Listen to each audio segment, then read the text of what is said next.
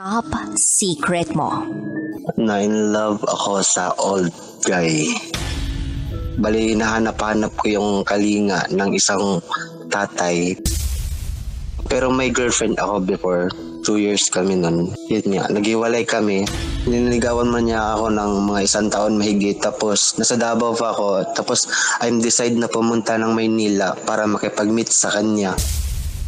May pinapadala siya sa akin na hindi naman pera. May pinapadala siya sa akin na, well, may mga bulaklak, ganun. Wala siyang asawa, wala siyang anak, wala. Bali, kapatid na lang niya. Bali, tinatago niya yung sarili niya kung ano siya. Ayun yung malaman ng kapatid niya na ganito yung karelasyon niya na mas bata. Sabi ko naman sa kanya, ano ba talaga ako sa'yo? Ba't hindi mo ako mapakilala sa family mo? Ako, pinakilala kita, pinagmamalaki kita. Pinagtatawanan na ako ng mga kaibigan ko. Bakit ba ako pumapatol sa ganyan? Sabi ko, wala naman silang pakialam. Ako naman yung nagmamahal, hindi naman sila eh. Tapos sabi niya hindi daw kasi baka daw masira siya kasi siya Espanyol teacher siya eh. Baka daw laitin siya, nagganito siya. This year lang, nag-decide ako na bumitaw na. Ako na yung bumitaw.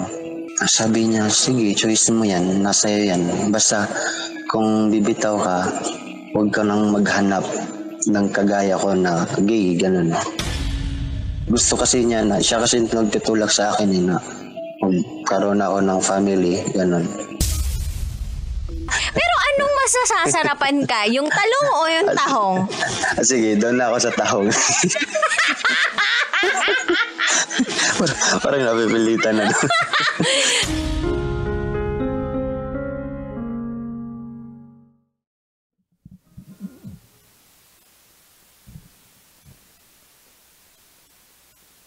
Mamili ka. Saan ka mas nasasarapan?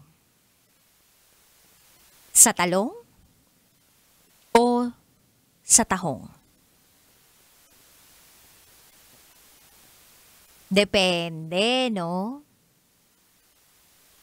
Kung saan ka mas sanay, kung ano ang nilalaman ng iyong puso, at kung ano ang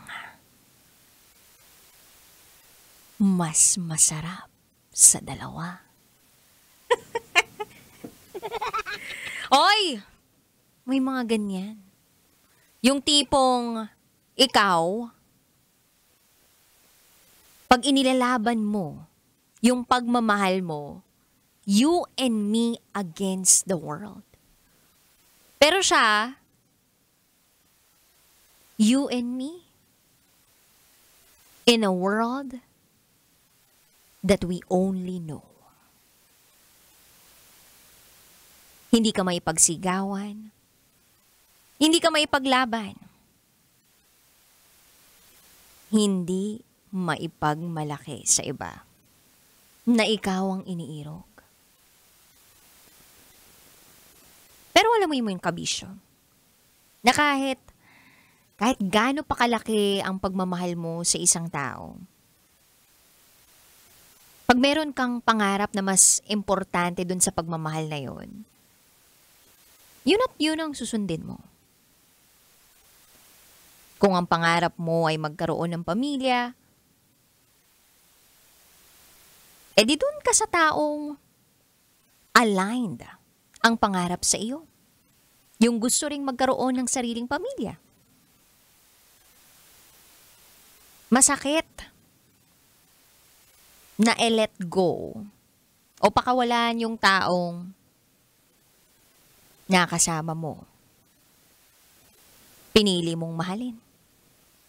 Tumanggap sa'yo ng buong buo. Pero yun lang siguro talaga ang dapat gawin para maging tapat sa sarili. Ang mahalaga ay mairespeto ang desisyon ng bawat isa. Hindi naman kasi palaging pareho yung gusto natin sa buhay. Pero ang mahalaga, nagiging tapat tayo sa kung ano talaga yung makapagpapasaya sa atin. Kaya mamili ka. Ano ba talaga nagpapasaya sa'yo? Tahong o talong?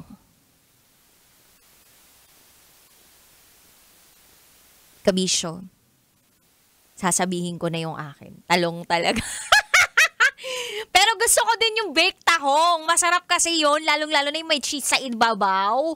Oo, yun. Favorite ko yun. Pero gusto ko rin yung tortang talong. Yan. Gusto ko yung talong na may kasamang itlog. Anyway, kabisyo, alas 9 ng gabi hanggang hating gabi magkasama tayo. Kapiling ang Basa Princess ng Love Radio, DJ Rakitera. At ngayong gabi, samahan mo ko na alamin ang sikreto ng ating kabisyo. Eto na po ang patikim ng Spotify Philippines Top New Podcast of 2024. DJ Rocky's Secret Files.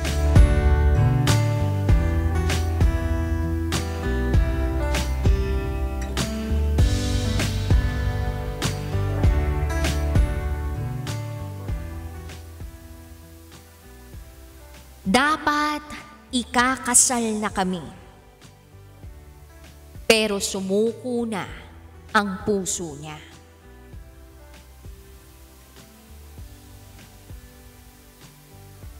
Yung dapat ikakasal na pero hindi natuloy yung kasal. Paano ba naman kasi hindi na kinaya ng puso? Yung iba, maagang kinukuha ng may kapal.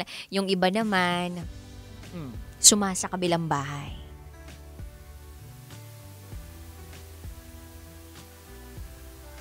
Well, abangan niyo po yan sa aking pagbabalik. Yung happy love story na sana pero biglang nagkaroon ng problema. Akala mo period na yun, pero yung pala, kama lang. Abangan niyo po yan sa aking pagbabalik. Kapiling niyo po ang Basa Princess ng Love Radio, DJ Rakitera, at kayo'y nakatutok dito sa 90.7 Love Radio. Kailangan pa bang i-memorize yan? Basic. Up next is DJ Rocky's Secret Files. Sinira ng tatay ko ang pagkababae ko. Siya. May secret affair kami ng office mate ko. Hindi ko matigilan kasi sobrang galing niya sa...